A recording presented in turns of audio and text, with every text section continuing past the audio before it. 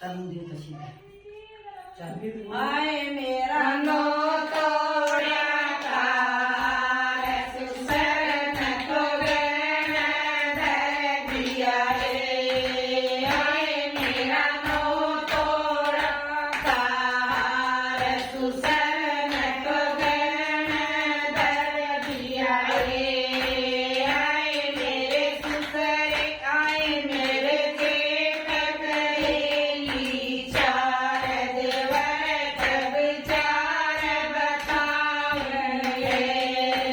आय मेरे जेठ करेली चार देवर कभी चार बतावन ये आय मेरे मारे सतक धीर पति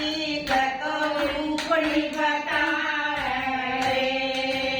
आय मेरे मारे सतक धीर पति कत झूमड़ी बतावन रे आय करती न और उपड़ी में